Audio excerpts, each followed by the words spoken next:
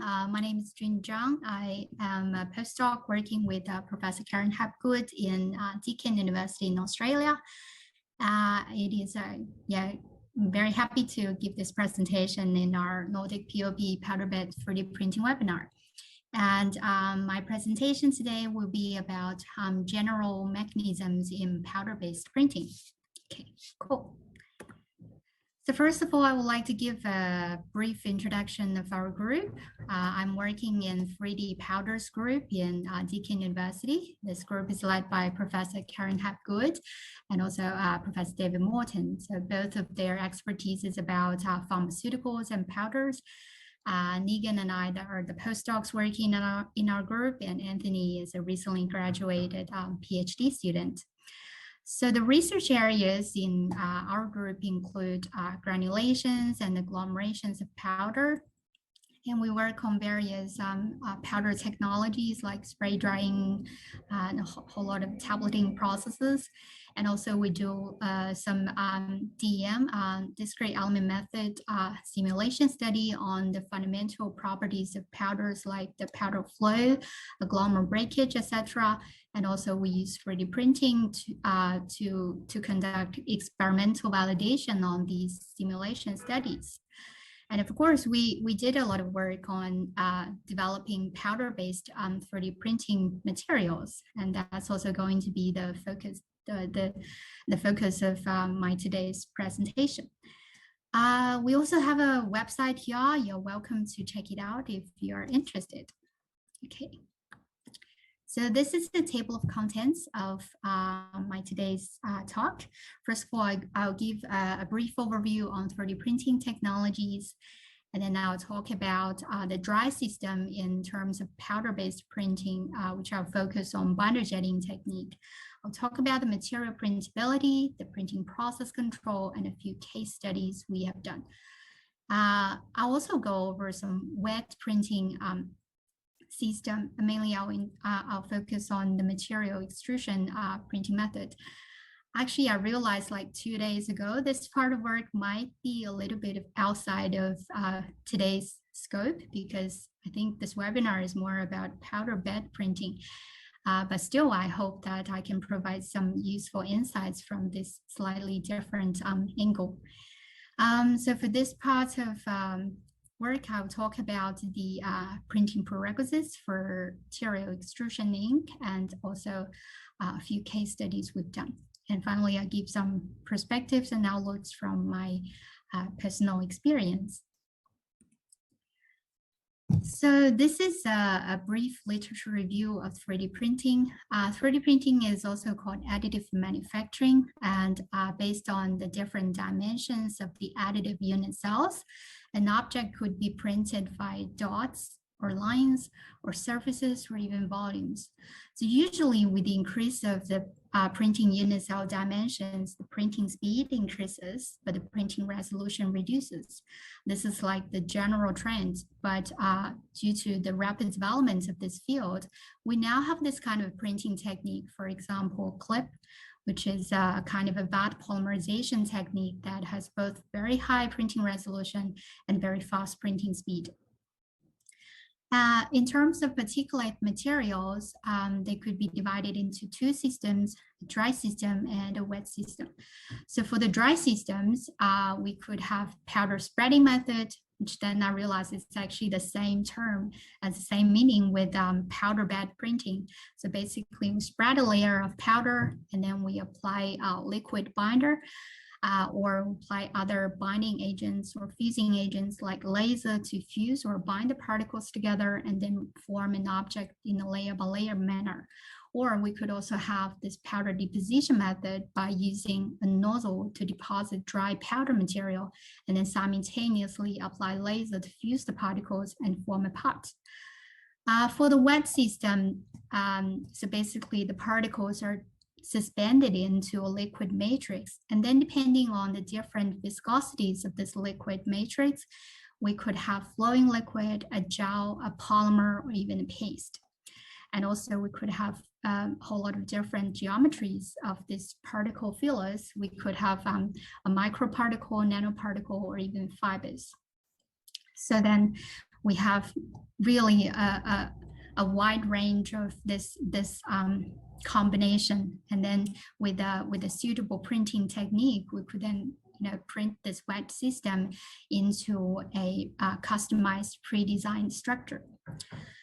And I think you should all agree that now we can really find the applications of 3D printing in every field. And these are some representative fields I've listed, but really 3D printing is being used everywhere. So the first part is about dry system, which I'll focus on the binder jetting technique. So as I mentioned earlier, in the dry system, so basically the powder bed printing, the basic mechanism is that you spread a layer of powder, and then for the binder jetting is the mechanism is that we use an inkjet print head to dispense to apply picoliters of liquid binders onto the powder, and then bind the particles together. While for the powder bed fusion, they use a laser source or other fusing source to kind of fuse or bind the particles together and then form an object layer by layer.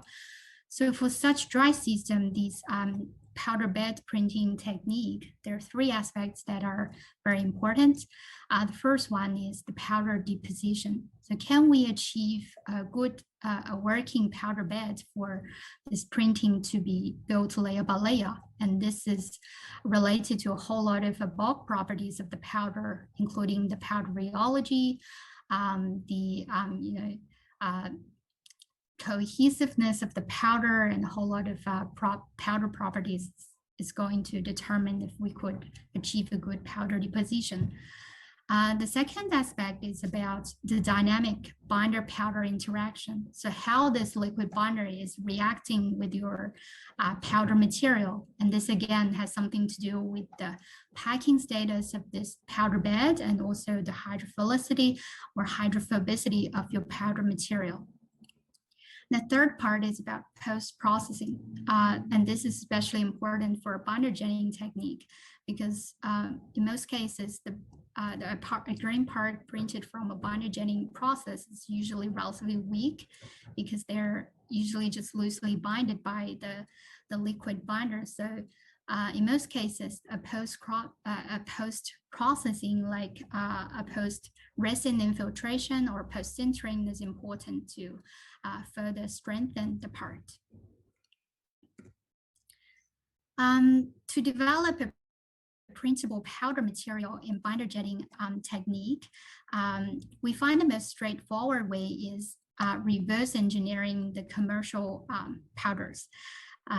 For example, the pixel core used by a 3D system company.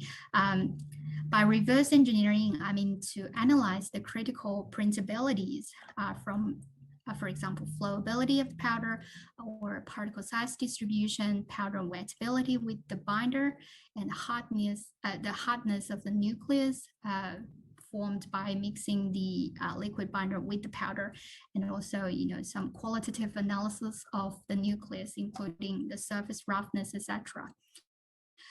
So from these analysis, we then came up with this flow chart, which can then be used as a benchmark to see if a powder is printable or not in the binder jetting technique.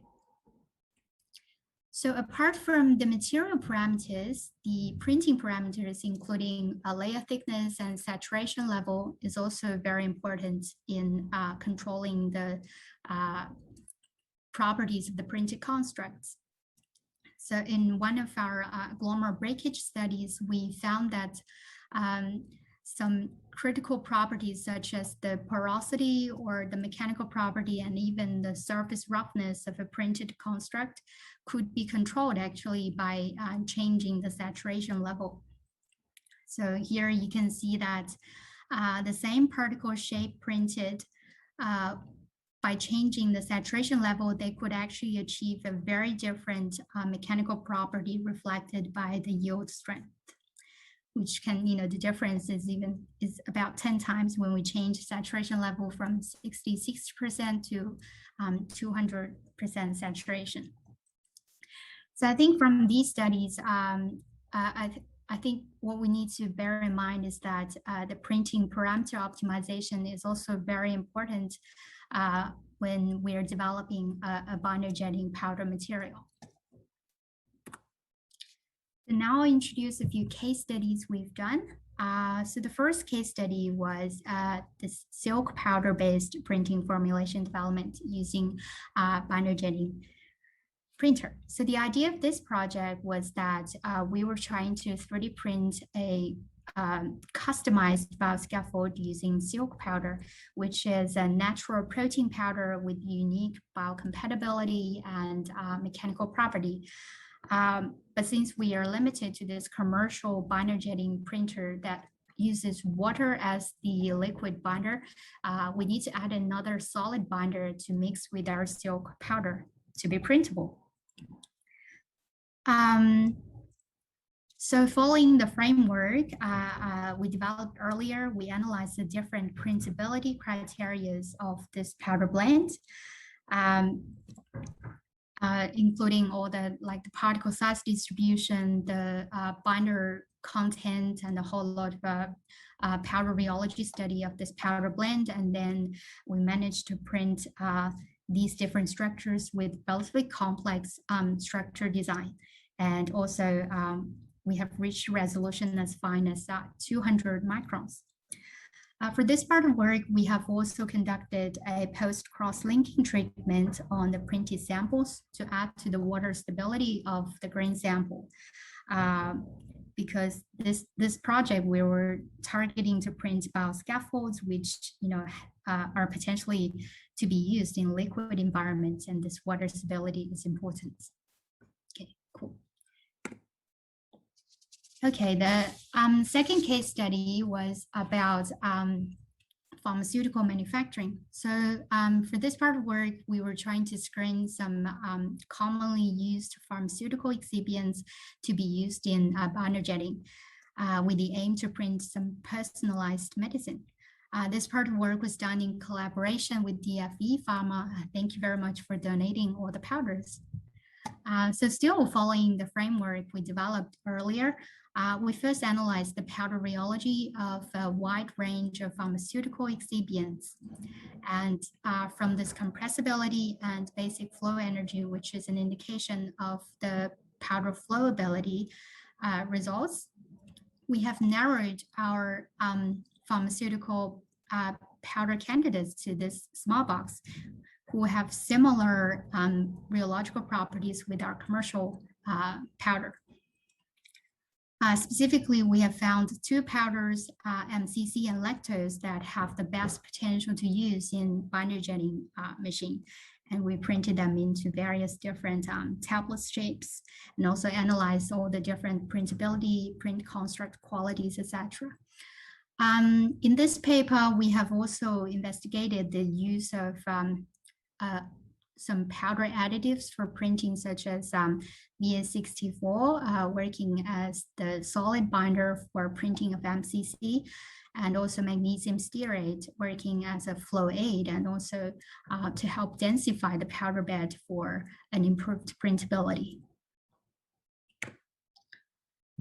Actually, one of the major concerns of using powder blends in binder jetting is that since the printing process is a dynamic process, the composition of the powder blend can vary in different regions. So we figured a better way would be to create a customized, more homogeneous powder ourselves. So for this part of work, we used mechanofusion as a dry coating method to coat magnesium stearate outside of this lactose powder surface. And then we use this composite powder for printing. And we did observe an increased, improved printability when we print this mechanofused powder compared with the previous powder blends.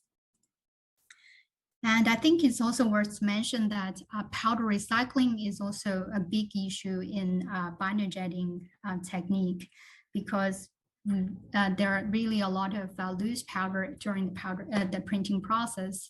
It's really a waste to discard them, but when we recycle them, it is also hard to guarantee that if the powder we're using is homogeneous or not. So this coating method actually provides a promising solution to solve this problem. So now I'll talk briefly on the wet system of material extrusion printing method. It is also a very commonly used printing technique in pharmaceutical manufacturing because of its wide range of material choices. Basically, a powder material is suspended in a liquid system and then extruded out to form a pot. For this type of printing, it has very little requirements on the material property and offers a very flexible prototyping method. So for example, when you extrude this material out, you can use all kinds of help or stimulus to help with the prototyping. For example, you can use a UV, a chemical reaction, or temperature, or whatever a stimulus mechanism that you can use to help with the prototyping. So it is really flexible in terms of either material or prototyping mechanism. For such type of printing, the ink rheology is critical. So this figure shows a summary of the rheological properties of such particle-filled ink for this extrusion printing. So usually there are two requirements. The first one is that the ink needs to be sheet thinning. So they need to stay at a relatively high viscosity when they are under static condition, while they need to flow under shear. And also the second requirement is that you need to have an appropriate prototyping or solidification mechanism for the ink to be self-supportive after printing.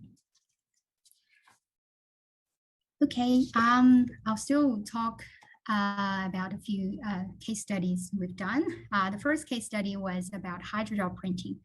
So again, we were trying to process the silk powder into customized scaffolds, but instead of binder jetting, we used extrusion printing as the printing technique. So basically, the idea is that we load our silk particles. Actually, we use different silk fillers. We have this spherical particle, we have microfiber and nanofiber, which have different aspect ratios.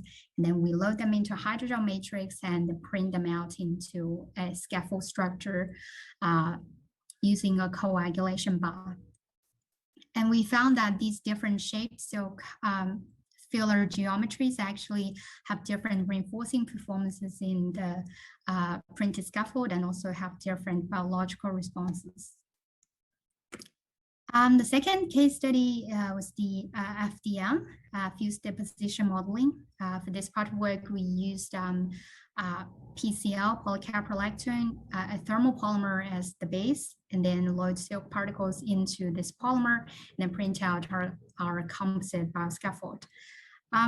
So for this part of work, we have found that the addition of silk can actually help tune the degradation profile of our PCl scaffold, which is actually somehow similar in changing the releasing profile of the tablets in pharmaceutical manufacturing. So I have been working in this field for over 6 years now, and my feeling about 3D printing is that it's called 3D printing not only because it can realize printing of three-dimensional objects, but also because of its three-dimensional control in terms of materials, processes, and also structures. We have studied extensively the materials and processes, but actually these various structural design also is a very important factor that controls a whole lot of properties of the final products we print. So, and also now with all the powerful digital software, we can realize unlimited structural control or structural design to match our specific application. So I'll also introduce two simple case studies here. So the first one was about agglomerate printing. So we designed these really complex agglomerate model by varying the particle size, spacing, and blending along XYZ 3 dimensions. And then we study the properties of our printed agglomerates in a systematic manner, such as the mechanical property and also permeability. And we can actually study these properties using both simulation methods and also experimental methods. And by changing these structural parameters can really help us control a whole lot of properties of such complex agglomerates. The second case study is bioscaffold study.